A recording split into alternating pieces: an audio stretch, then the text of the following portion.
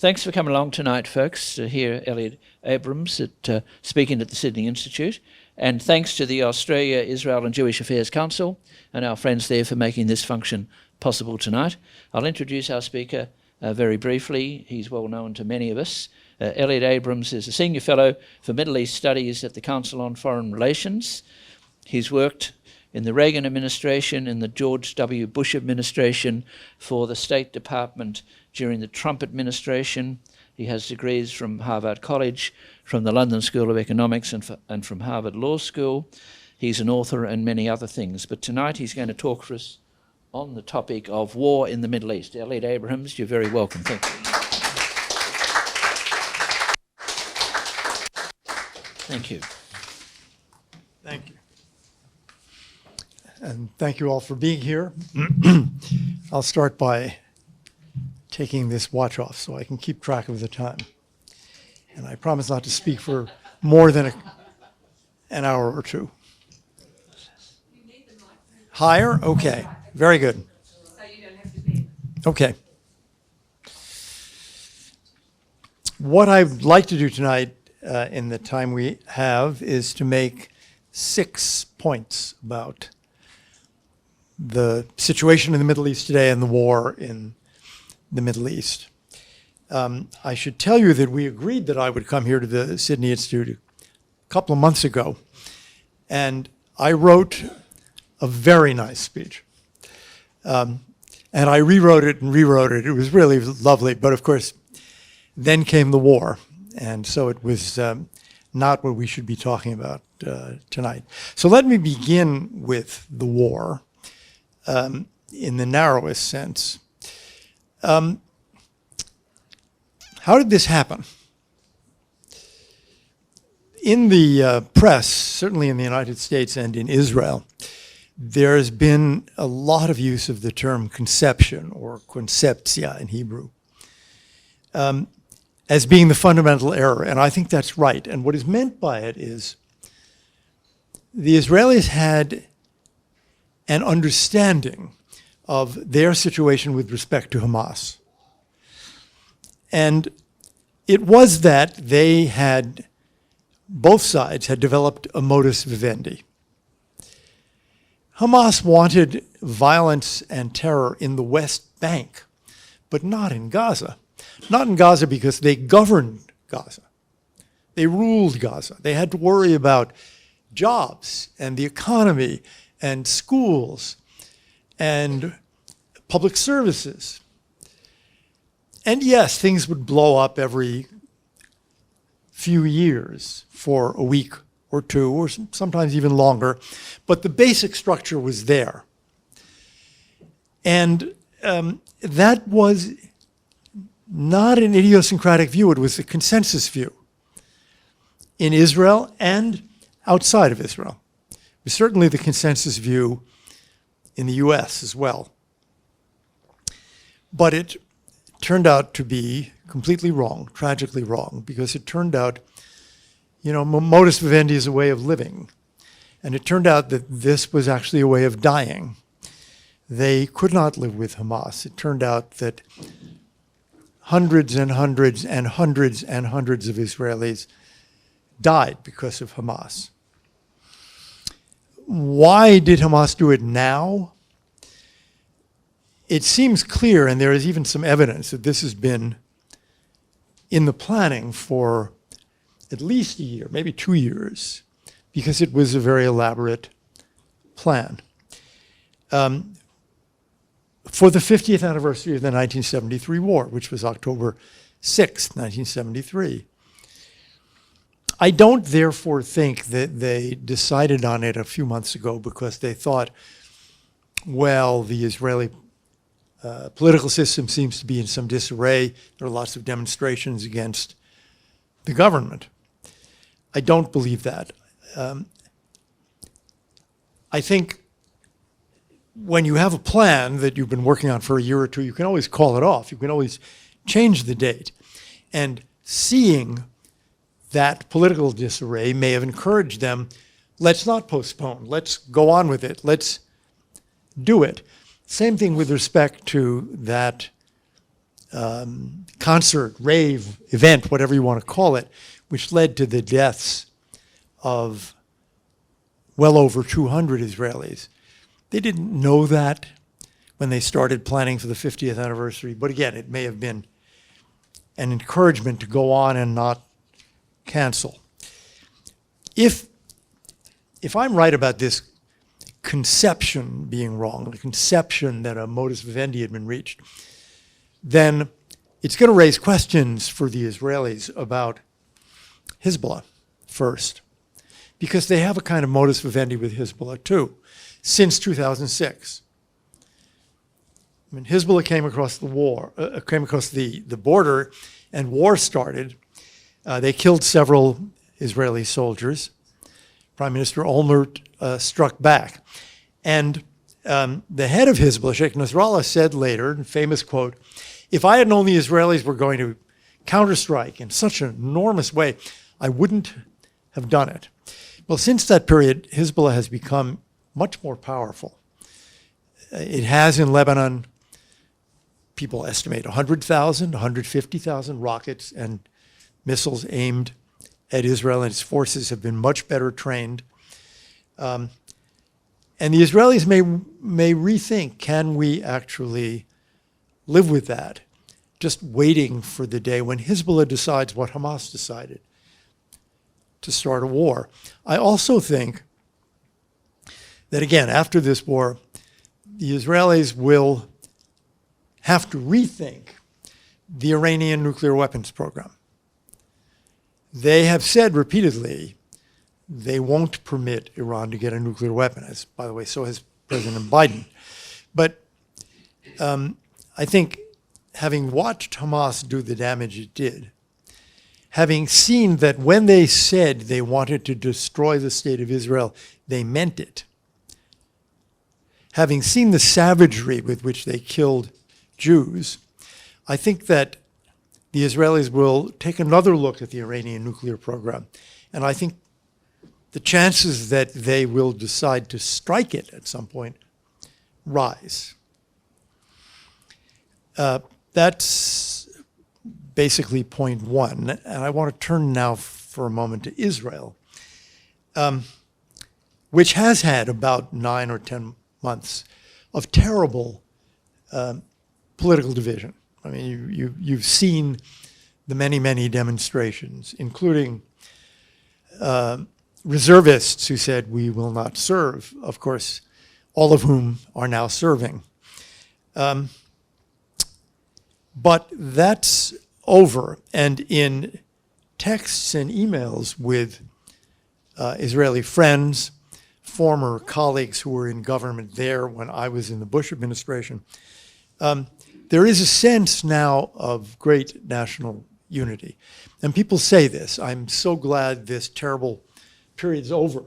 And now the whole nation has come together under the most tragic circumstances, but still enormous amount of national unity. Unity around defeating Hamas, unity around the view we cannot allow a situation where this could happen again. So Hamas as a military force simply has to be eliminated. That does not mean that the unity will continue indefinitely. After the 1973 war, they named a commission of inquiry, which took about 9 months to deliver its report. And Golda Meir, you remember, the prime minister, actually was forced to resign at that point, and others resigned in the military and intelligence services. And I think there'll be a lot of that. But even those who are angriest now about the government failures are all saying, that's for later. That's for after the war. No politics now, please. And obviously, they now have a government of national unity. They have to win this war. That is a consensus. And it's not just a consensus in Israel. Because what they're fighting is not just Hamas, but the family of terrorist groups of which it is a part. It includes Hezbollah. It includes Palestinian Islamic Jihad. It includes some other groups that Iran supports. I'll come back to Iran later. But you will hear, you already heard speeches, statements, press releases by Arab governments saying what Israel is doing is terrible, it's a war crime, it's a crime against humanity. But almost without exception, they want Hamas defeated too.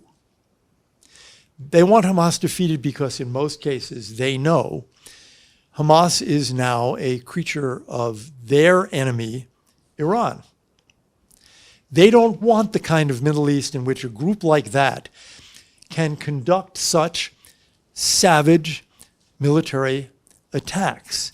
Most of them want stability in the Middle East. The exception, I would say, is Qatar. It's an interesting exception because you would read now that Qatar is trying to negotiate release of some hostages, has indeed called for the release of all women and children. But when you hear statements from the leaders of Hamas, many of them are sitting in Doha, living in Doha. And Al Jazeera is broadcasting incitement. Incitement as it did, and I remember this very well, during the Iraq War. We thought Al Jazeera was costing the lives of Americans in Iraq by inciting people to kill them. So it's really very striking that though they claim neutrality, allowing themselves to be a haven for Hamas leaders is not neutrality. And what Al Jazeera is broadcasting, which is completely under the control of the government, by the way, there's no free press issue here. This is a government-controlled station, is also inciting violence. What is agreed on in private by almost every Arab government and Israel is that Middle East peace depends in part on crushing Iran's proxies, these terrorist groups. It's impossible to think of peace while Iran, again, I'll come back to Iran at the end, is sponsoring terrorism and war. Now, there will be a terrible humanitarian toll. There already is in Gaza, not just in Gaza. Something like 60,000 Israelis have been driven out of their homes by the fear of war and have been relocated elsewhere in Israel. But the numbers are, of course, much higher on the Gaza side. I'm really struck by this. The greatest number of refugees now is probably still Syrian refugees. Venezuelans are in a close, almost a tie, but certainly in the Middle East, it's Syrian refugees. Where did the Syrian refugees go? Neighboring countries.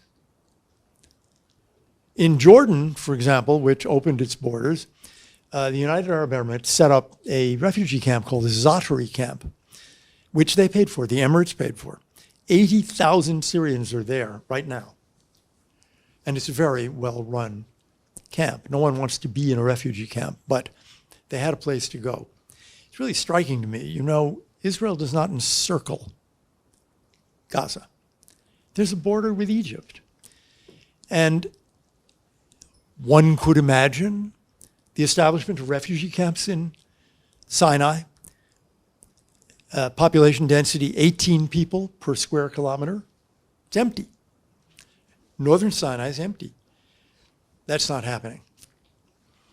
The Egyptians don't seem to want it to happen. And other Arab governments are also saying, no, that's not the answer. Why is it not? It's not the answer. There is no answer. But why is it not an amelioration of the condition of Gazans? Why wouldn't it help? Well, you hear the argument, this is a trick to diminish the importance of the Palestinian problem. That's really interesting, because what that means is that the Palestinian cause is more important than Palestinians. That's what that's saying. It's saying that what happens to these real living people is not as important as the cause.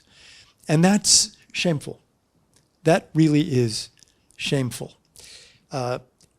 Much more could be done for people in Gaza. You will hear,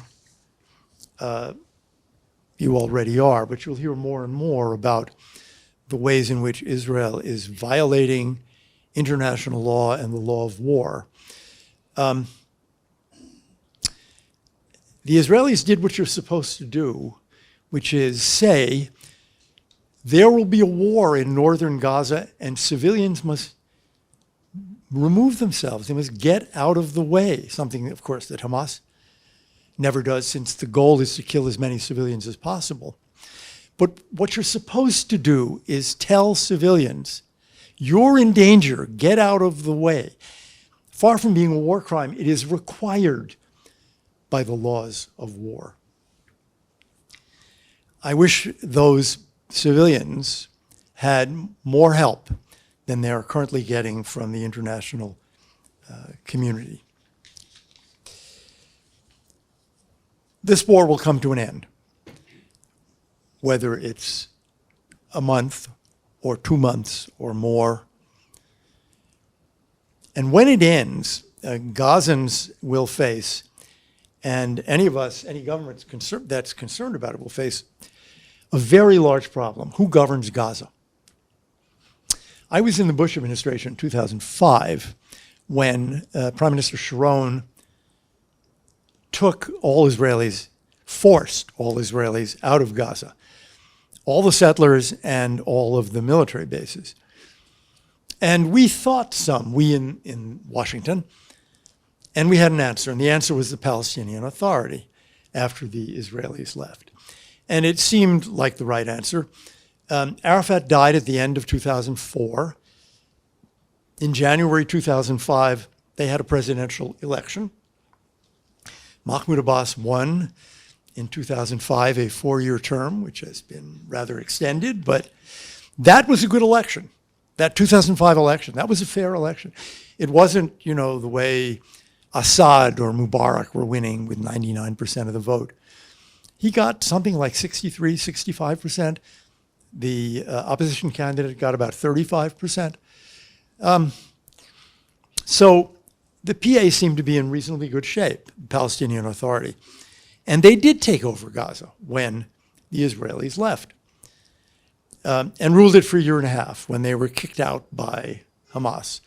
Brutally kicked out. You can look up news stories from then about Hamas throwing Fatah leaders and fighters off the roofs of buildings. But it was a very short conflict between Hamas and Fatah. And the Fatah forces, though they outnumbered Hamas 5 or 10 to 1, most of them went home, took off their uniforms. And the Hamas people fought, and they won, and they took over Gaza. The United States government, we asked Prime Minister Sharon to cooperate on this with the Palestinian Authority to help them prepare for taking over Gaza, and he didn't want to do it. He didn't want to do it because he was under massive attack in Israeli politics for pulling people out of Gaza. And he said, I have got to do this as something that's being done alone by Israel in Israel's interest. It's not a gift to the Palestinians. I don't want to talk to them about it. Perhaps a terrible mistake. We also thought that Egypt would have a guiding role in Gaza. And I do remember meeting with the head of the Egyptian intelligence service meeting was in Sharm el-Sheikh, and he was adamant that Egypt had everything under control in Gaza. Don't worry about Gaza after the Israelis leave. We can handle it. we can help the Palestinians. Completely wrong, obviously. So what now? I think that's a very, very difficult question. Could the PA just go in and take it over? Not easy. For one thing, it would look as if they were going in on Israeli bayonets. For another, the PA of 2023 is not the PA of 2005. It's really discredited in the eyes of most Palestinians. I looked at the most recent polls, which were from March. 77% of Palestinians want President Abbas out. 44% think Hamas and Fatah do not deserve to represent and lead the Palestinian people. 26% think Hamas deserves to represent and lead the Palestinian people. 26%. 24% think Fatah deserves to do so. These are really low numbers of confidence in the government. The Palestinian political system of 2023, before this war, was really a broken system where in both places, Gaza and the West Bank, people seem to view their governments as repressive and corrupt. So what can be done? It's really very difficult, I think.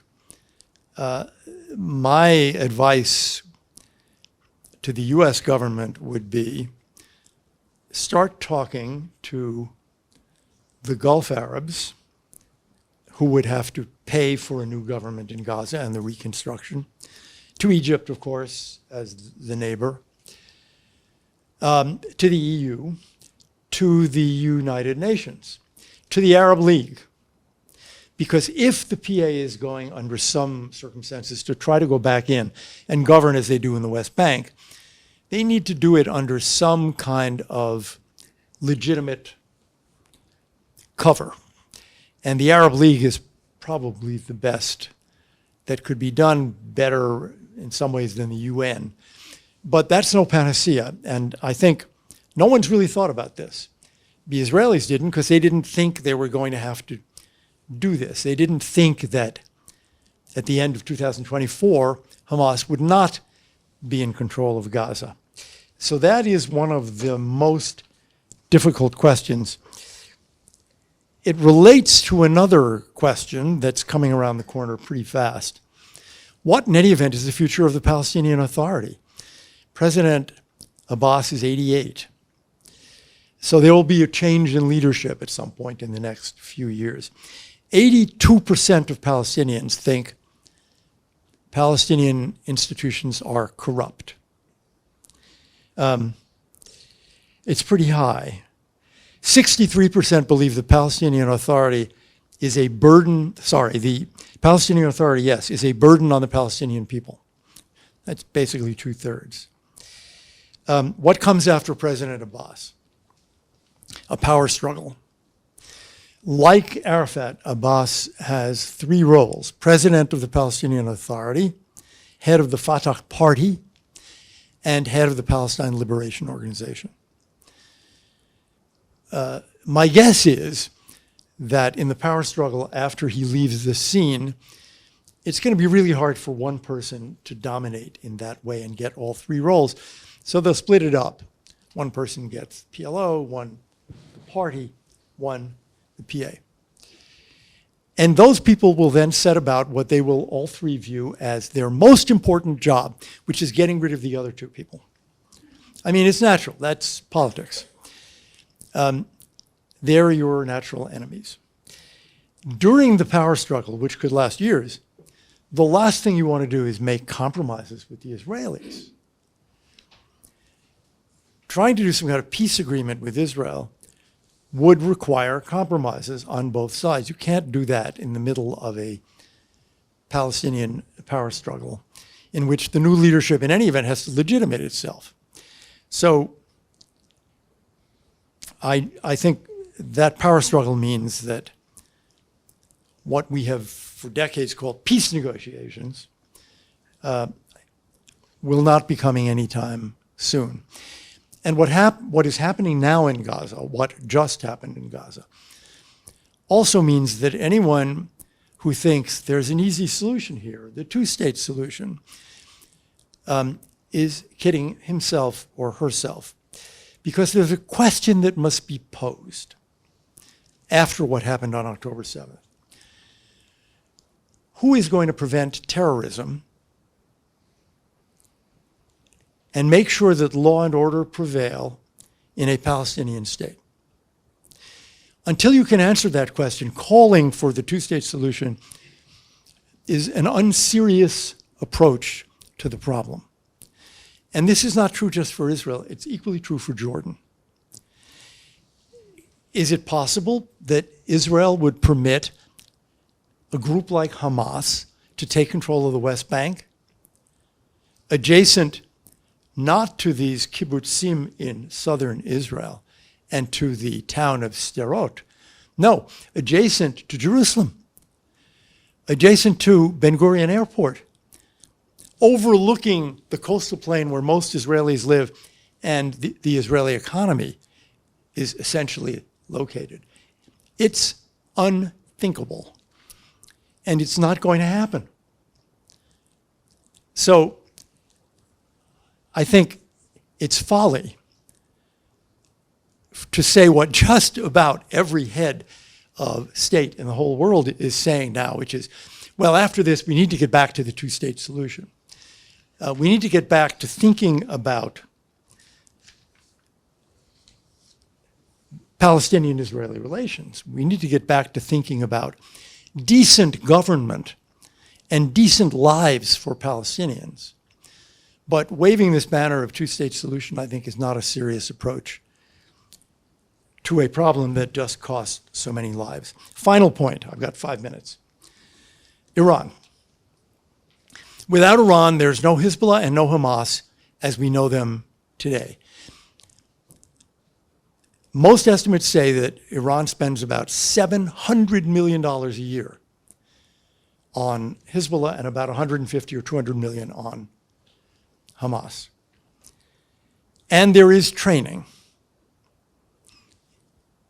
in Gaza and in Lebanon and in Iran. And there is planning and there is equipment.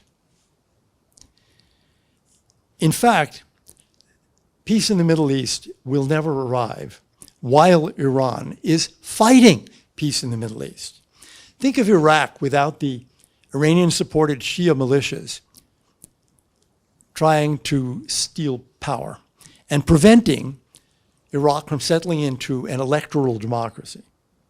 Think of Lebanon without Hezbollah supported by Iran. Think of what Lebanon used to be and could be again. Think of the Israeli-Palestinian conflict if Iran were not supporting Hamas and Islamic Jihad. The people of Iran pretty clearly hate that regime. In the last 10 or 15 years, there have been three major uprisings. And there will be more. 2009, 2014, and the beginning of this year. What should we be doing? I think it's clear that we should be on the side of the people of Iran. We are, rhetorically, we're all in favor of democracy and human rights in Iran, but do we do enough? Here I'm thinking of things like broadcasting to Iran, steps to make sure that Iranians have good internet access, can get access to news and to each other. I am also thinking of what in the Trump administration was called maximum pressure economically. It's off now. 3 years ago, Iran had $4 billion in foreign currency reserves that it could reach. 4. Now it has about 50. That's because of oil sales. And if you look at a chart of oil sales is up and up and up.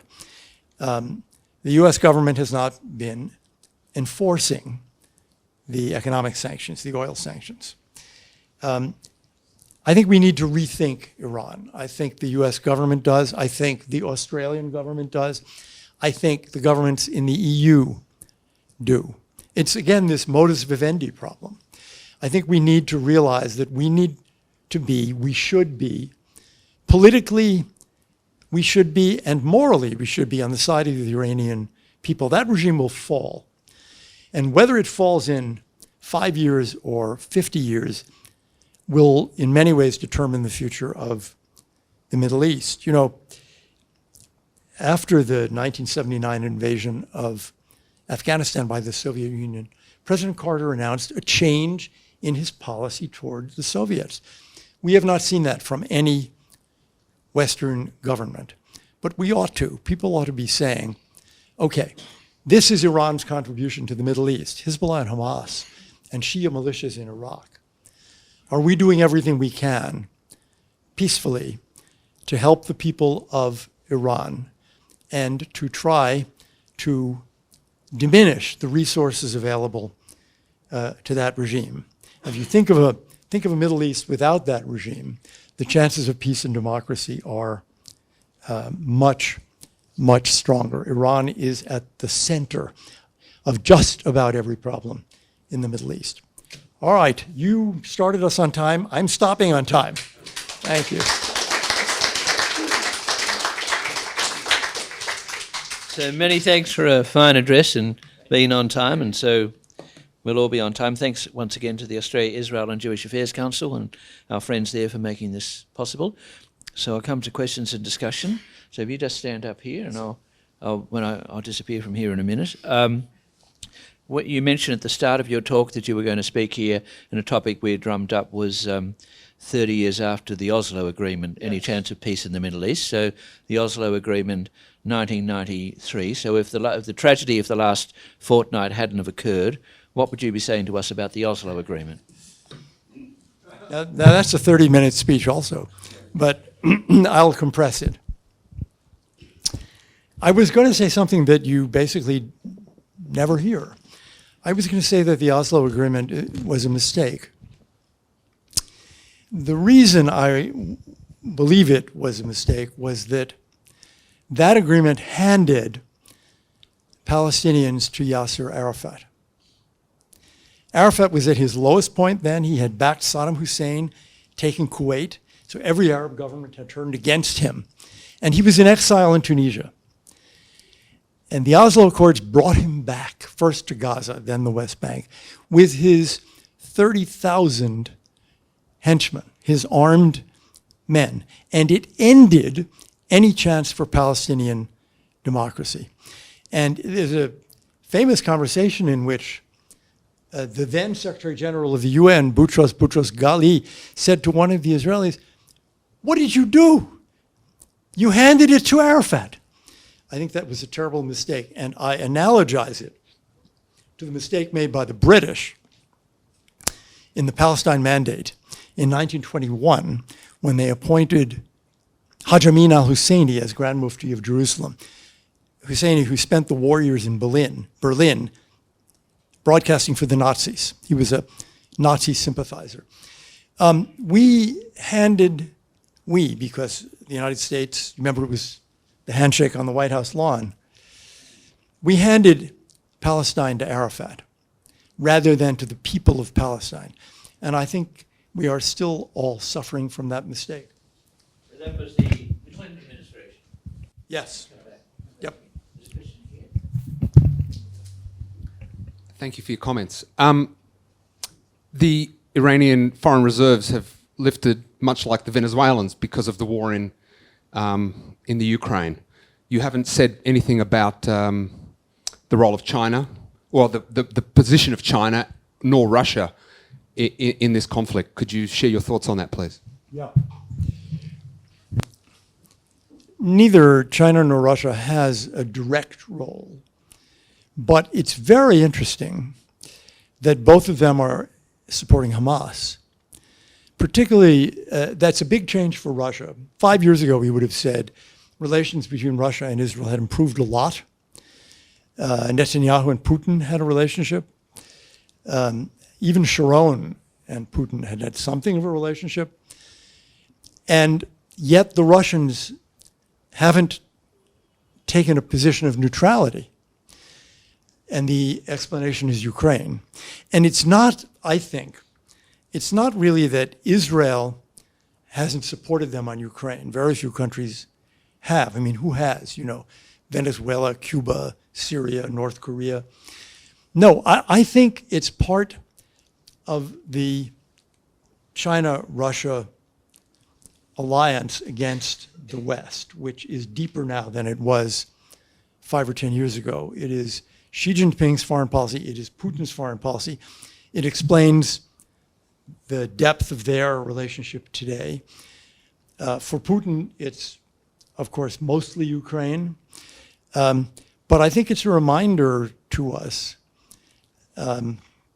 their reaction to Hamas is a reminder that for both countries, Russia and China, they now see the world pretty much as a division between their side and the Western or American side.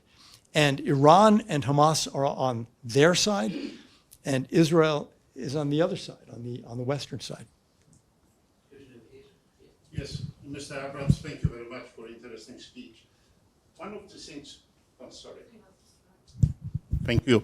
One of the things you didn't mention is the intelligence gathering by Israel, usually Mossad and so on. They are excellent services. On this occasion, they failed. What has happened? I would explain that by the this conception idea, or connecting the dots. Why did they fail? They failed in '73. Why? Because they had had a crushing victory in the 1967 war. And it was unthinkable that so soon thereafter, the Arabs are going to attack and have a...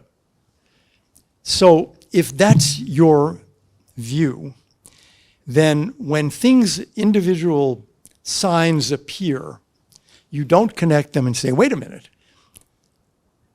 maybe they're going to attack us. It's unthinkable. 9/11, same thing. How could anyone think that Al-Qaeda, this primitive group, was going to figure out how to steal all those airplanes and crash into the World Trade Center? And since it was unthinkable, no one thought it. And I think for the Israelis here, everyone knew what Hamas was doing. Hamas was trying to create violence in the West Bank and maintain calm in Gaza where it governed. Everyone understood that, and it was wrong. So when individual facts begin to appear on the intelligence radar that suggest a Hamas attack, well, that can't be. So you don't connect them and you don't draw that new picture. And of course, Hamas knows this. So it is busily at work inculcating that alternative theory. So for example, when there are missiles or rockets launched into Israel, they get it done by Islamic Jihad, so that Israelis would say, oh, Islamic Jihad, because Hamas is more sober. They're not doing that. All of this, I think, was done with careful planning and thinking by Hamas. And this is not to say that it wasn't a massive intelligence failure. It was. And some Israeli intelligence officials have already accepted responsibility and said that when the war is over, they'll resign. I think that it's interesting because I think what it says to us is, what are our preconceptions? For us as individuals looking at world politics, but for our intelligence agencies, what are the things that they are so sure of that they are viewed as facts when in fact they are simply ideas and they're misleading us? I would hope that ASIO here, CIA in Washington, would set up a team or teams to look at the way they are looking at various world problems and asking themselves, what are we not seeing? You know, these things are called red teams. A team that challenges all the conceptions and preconceptions. On. Thank you. Just perhaps you could expand on the last point of your speech. The international community, and perhaps sort of loose confederation of some of the Middle Eastern countries. Are there any tangible avenues for eliminating the Iranian Ayatollahs? There are not, in the sense of, a great joint military action, but the Iranian people want to do that job. They want to get rid of the Ayatollahs. So the question then, I think, is, what are we doing to help them? And one way to help them is to keep the regime from building up its assets, keep it from getting the $50 billion in reserves. Now, the United States has reversed on that $6 billion hostage payment, which I'm very glad to see. So we could do a much better job in the international community on the economic sanctions idea. I really do think we could do more on helping the Iranian people on human rights issues. We could have a stronger campaign in each of our countries and jointly against the Iranian regime in places like the UN. There are other things to be done. I'm told that the IRGC is not banned in Australia. The IRGC is the mechanism by which Iran supports all of these illegal terrorist groups. It ought to be banned in every democratic country. So there are steps like that that could be taken. That is from the IRGC, just spell that out. I'm sorry. That is the Iranian Revolutionary Guard Corps, or the Revolutionary Guards. And they are the kind of foreign legion of the Iranian regime. Thank you very much, Mr. Abrams. Given Hamas's attack came among other developments, as you mentioned, as Washington was making greater progress on security pacts with Israel and Saudi Arabia, which included Saudi recognition of Israel, presumably in exchange for Israel withdrawing from Zone C in the West Bank and giving the Palestinian Authority a great chance to engage in nation building and wider diplomatic recognition for statehood. Do you believe the attack was in part motivated to rob Fatah of building political support and legitimacy over Hamas? And if so, could such initiatives possibly be revised post the official war? I think generally this is a good point, and I agree with it, that one of the goals of Hamas was to slow down or stop normalization between Israel and Saudi Arabia. Again, I don't think that when they began planning this a year or two ago, that was the main goal, because it only developed really this year. But again, they saw it as yet another benefit of this attack. Now, I don't know that Israel and Saudi Arabia were on the verge of normalization. The Saudis had made some demands of Israel, unclear whether they were all going to be met. One of the demands of the Saudis was a defense treaty with the United States. Unclear whether the Senate would have approved such a treaty, which is, in our system, you need a 2/3 vote in the Senate. I don't know that 67 votes were available. The Saudis also demanded the right to enrich uranium as part of a nuclear power program. The United States has traditionally refused such demands. For example, when we signed a nuclear deal with the UAE and a nuclear deal with Jordan for nuclear power, we demanded that they promise never to enrich. The mistake of the Obama administration, in my view, was to make an exception of Iran and say, under the 2015 nuclear deal, they could enrich. So I don't know if Israel and Saudi Arabia were really quite on the verge of a deal, but their relationship was obviously improving, and you saw it with things like the visit of two Israeli cabinet members to Saudi Arabia. You saw it with the permission for El Al overflights on the way to Australia, among other places in Asia. So that was a benefit that Hamas wanted. Now, is it possible to redo this? I think the Saudis will clearly, they have backed away now, and they won't come back quickly after the war. So I think this is something like a 1 or 2 year delay. But they will, in the end, it will happen. A lot of people here, everyone's going to be very brief, okay? Quick one. The question, what do you think about the idea that Israel says what you've done means that we're going to take the top third of Gaza and we'll make it like it was around the wall in East Berlin? And then secondly, I'm very quick on this. What do you say? It's time for Israel government to say, no more talks. This is the way it will be for the next 50 or 100 years. We cannot continue while the Arab Muslim outline is the river to the sea. Okay, we got it. Right. Right. Very quickly, on the second one, such talks, I think, are not going to happen anyway. I think that probably the Israelis will be told the United States doesn't want to hear that. The Europeans don't want to hear that. So don't have talks, but don't make that kind of statement saying we won't do it. On the buffer, it's interesting. The Hamas supported the Muslim Brotherhood in their uprising in Egypt. What did the Egyptians do? They said, we need a buffer zone in Gaza. And they created a buffer zone, not on the Egyptian side, not on their side of the border. They said, we're going to create a buffer zone on the Gaza side. There were 10 or 12,000 people living in what they wanted to make a buffer zone. So they said, well, get out. And they bulldozed it. Now, I do think that Israel will create along the Gaza border on the Gaza side a no man's land in the north and in the east, and say,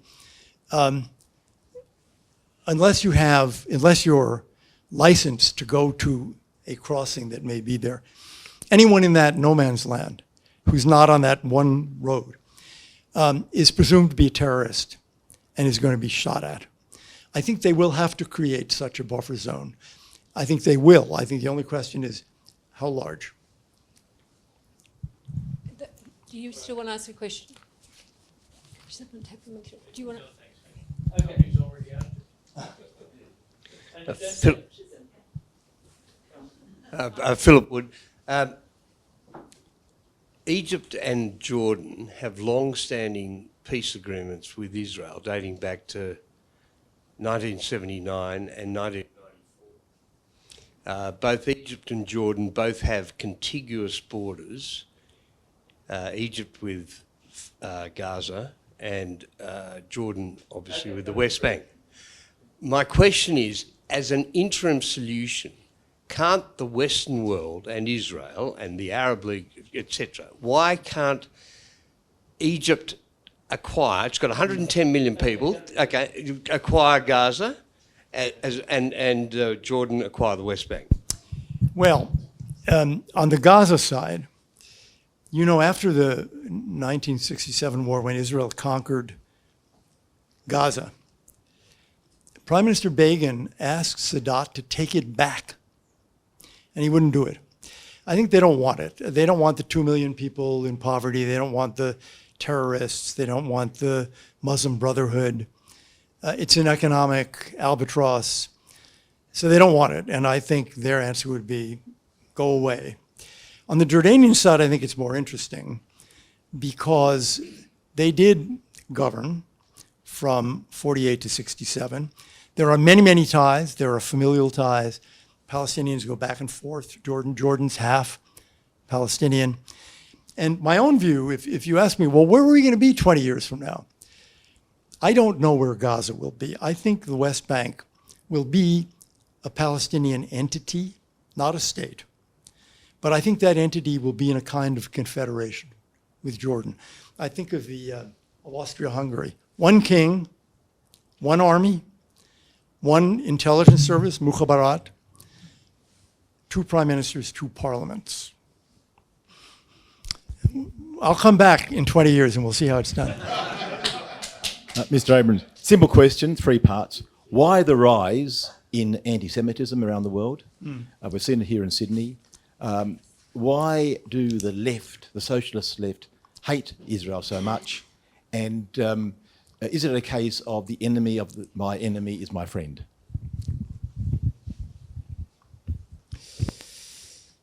Well, the first question, why the rise in anti-Semitism?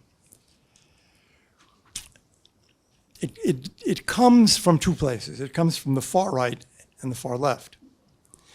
And there has been a rise in the populist right, which plays with anti-Semitism in some countries, in some parties, in others not. But it's there. It's there in the extreme right of Germany. Less so nowadays in France. It's there in the extreme right in the United States. And I think what's happened is that those parties, those elements in the population have risen in prominence and political influence in the last, let's say, 10 years. You can link it to populism, by which I mean deep dissatisfaction on the part of many people in many countries with their governments, which they tend to view, not without some justification, as essentially representing themselves, essentially representing the interests of governments, of civil servants, of elites, of rich people, leaving the voters in those countries, including the US, leaving many people feeling this is a swindle. The system is created to screw me while all those people take care of themselves. It is one of the reasons President Trump was elected. It's a reason why the AfD in Germany is gathering more votes. So that's part of it. I think these are traditional sources of anti-Semitism, but they're more public and they're more prominent now, I think. Why does the left hate Israel?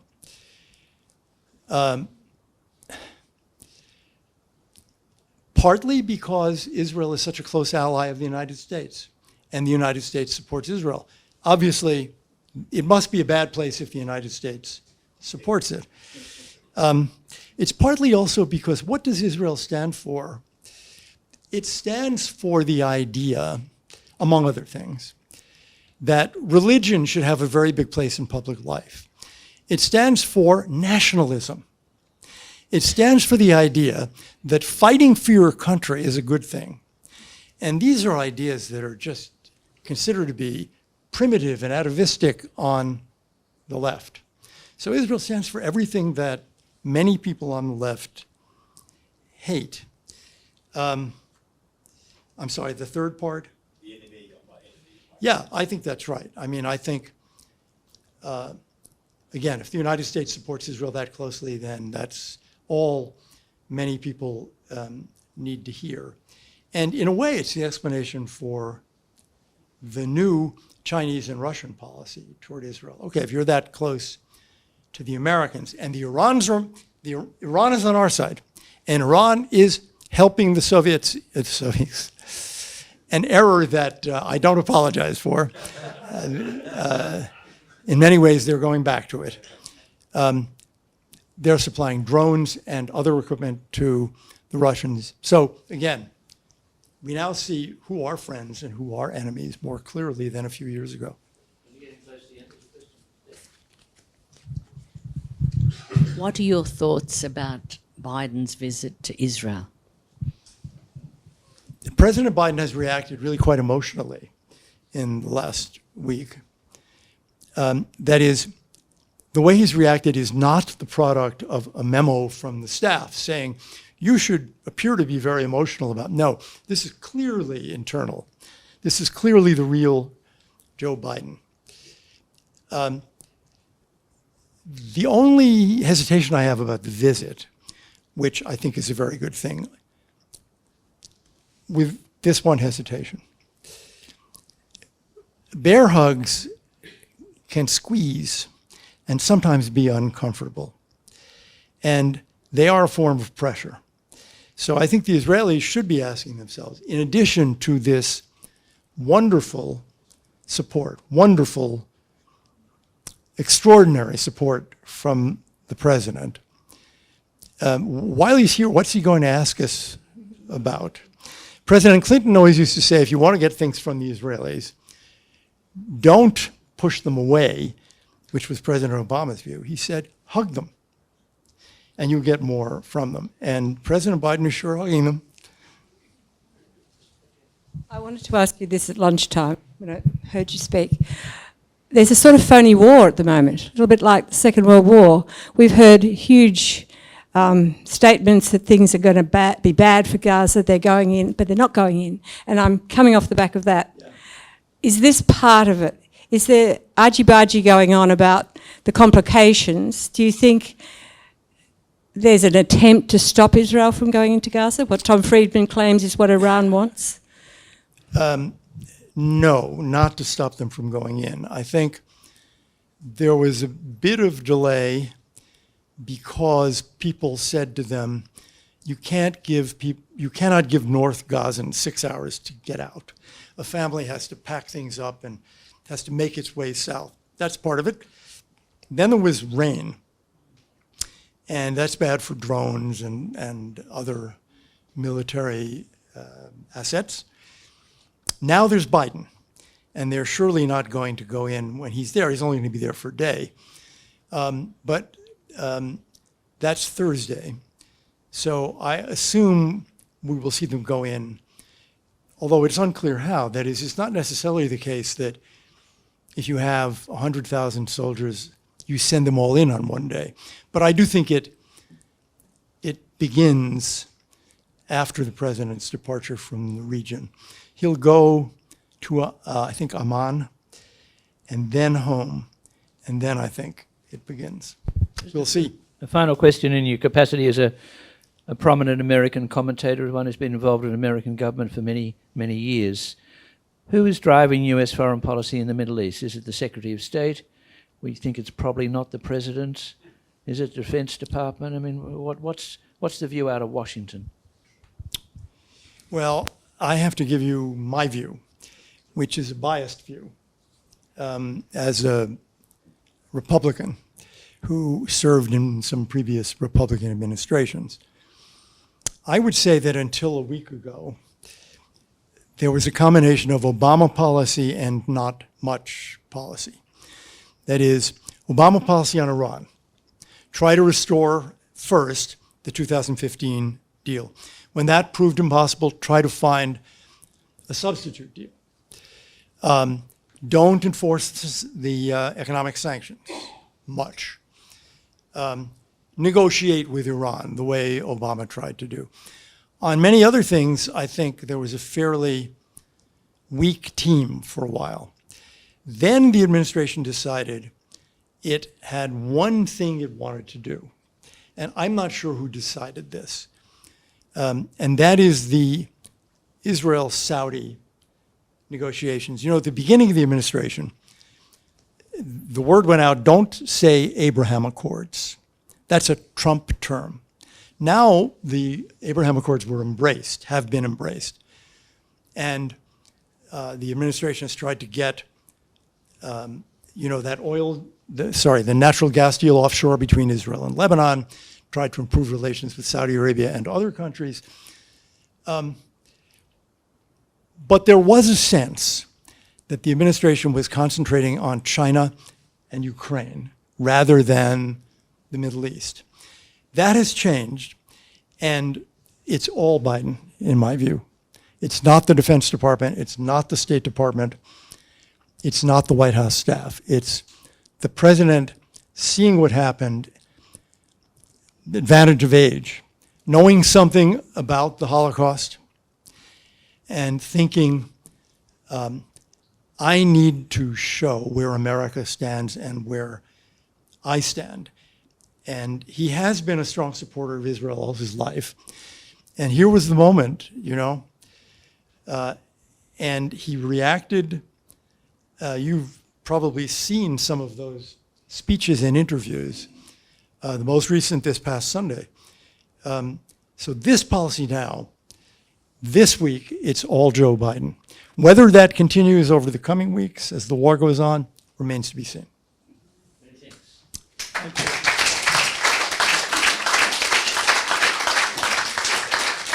Well, we've had a terrific night tonight, and we had many more questions, but we always keep to time. We're very grateful to Elliot Abrams for a terrific analysis tonight and very thoughtful comments. So I just want to say well done and come back sometime in the future. Thank you.